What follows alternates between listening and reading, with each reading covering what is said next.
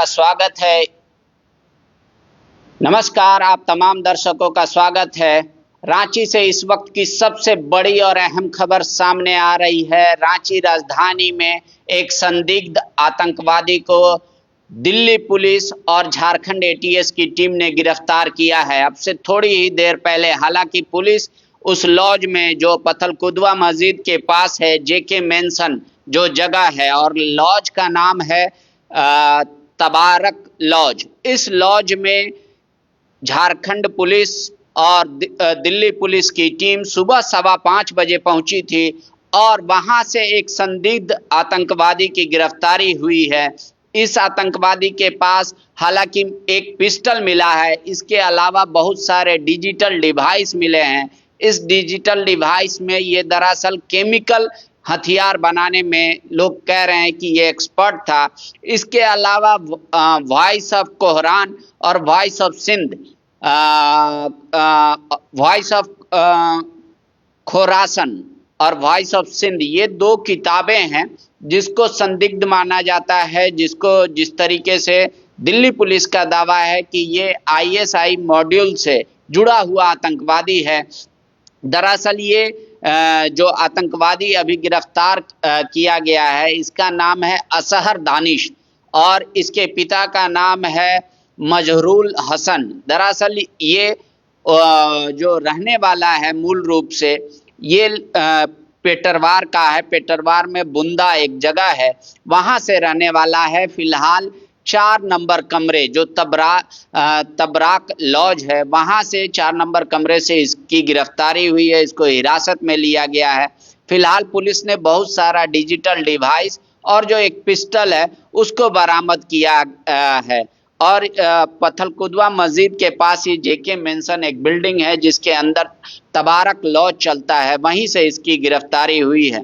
बताया जा रहा है कि असहर दानिश जो है आईएसआई मॉड्यूल से जुड़ा हुआ है और इससे पहले भी आपको याद होगा कि झारखंड के लोहरदगा से फयाज अंसारी, हजारीबाग से संदिग्ध आतंकवादी, इस तरीके के कई लोगों की गिरफ्तारी अलग अलग समय पर हुई है। दरअसल ये लोग सारे स्लीपर सेल के सदस्य होते हैं और 14 जनवरी से ही ये राजधानी रांची में रह रहा है। उससे पहले ये जो रहने वाला था पेटरवार का, वहीं रहता था। दिल्ली पुलिस को ऐसी सूचना मिली है जो उन्होंने झारखंड एटीएस से साझा किया कि आईएसआई मॉड्यूल का ये आतंकवादी है और वॉइस ऑफ खोरासन और वॉइस ऑफ सिंध, ये 2 किताबें हैं और उसका ये प्रचार प्रसार करता है और जिससे नए आतंकवादी बनते हैं। इसके अलावा आपको पहले भी याद होगा कि लोहरदगा से जो फयाज अंसारी पकड़ा गया था, वो सेंट जेवियर स्कूल से पढ़ाई किया था। उसके बाद उसने अलीगढ़ मुस्लिम यूनिवर्सिटी में एडमिशन लिया था। वहीं पर कई लोगों के संपर्क में आया और इस तरीके का मामला चलने लगा। पुलिस को ये संदेह है, दिल्ली पुलिस को, कि ये ना सिर्फ केमिकल हथियार बनाने में एक्सपर्ट था, बल्कि ये जो 2 संदिग्ध किताबें हैं उनका प्रचार प्रसार करना और स्लीपर सेल में अधिक से अधिक और लोगों को जोड़ना, ये दरअसल इसका काम था।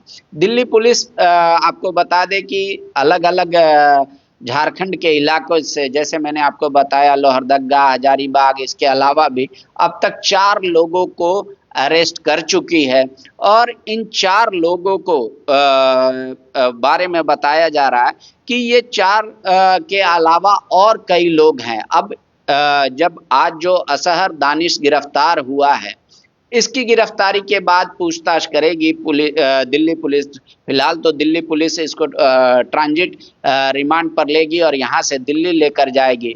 उन लोगों के पास एक सूचना है कि दरअसल ये सारा सिंडिकेट चल रहा है पूरे देश भर में और छोटे छोटे शहरों में, गांव में, कस्बों में स्लीपर सेल बनाकर रखा गया है आतंकवादियों के द्वारा। आईएसआई मॉड्यूल के बारे में समझिए, ये सिर्फ ना ही आतंकवादी हमला करता है बल्कि लोगों को प्रेरित करता है कि वो स्लीपर सेल में आए। दरअसल इनके पास अपना एक नरेशन है, अपनी एक कहानी है, उससे वो लोगों में खासकर जो यूथ हैं उनको वो एग्रेसिव करता है।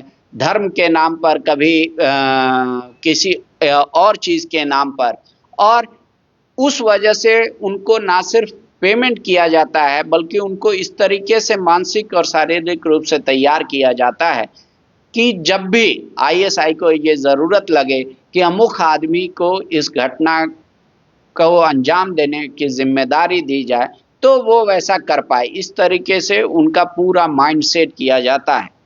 और जो 2 किताब का जिक्र बार बार दिल्ली पुलिस कर रही है कि ये दरअसल ये किताबें में जो लिखी हुई बात है वो गलत है, वो भारत का जो कॉन्स्टिट्यूशन है उसके खिलाफ है, ये आतंकवादियों को बनने के लिए प्रेरित करता है।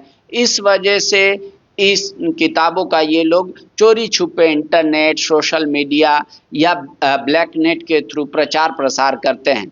अब जब आज असहर दानिश की जो गिरफ्तारी हुई है पथलकुदवा मस्जिद के पास जो जेके मेंशन बिल्डिंग था, उस बिल्डिंग में तबारक लॉज चल रहा था और उसी लॉज के कमरे नंबर 4 से, कमरा नंबर जो 4 है, वहां से इसकी गिरफ्तारी हुई है।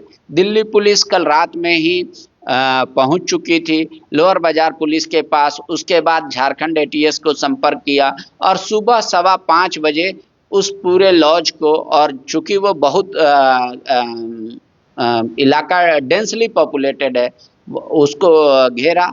और आज जब उसके कमरे की तलाशी ली गई तो कई तरह के डिजिटल डिवाइस जो है पुलिस अपने साथ ले गई है। इसके अलावा एक पिस्टल बरामद होने की बात आ रही है कि एक पिस्टल भी बरामद किया गया है।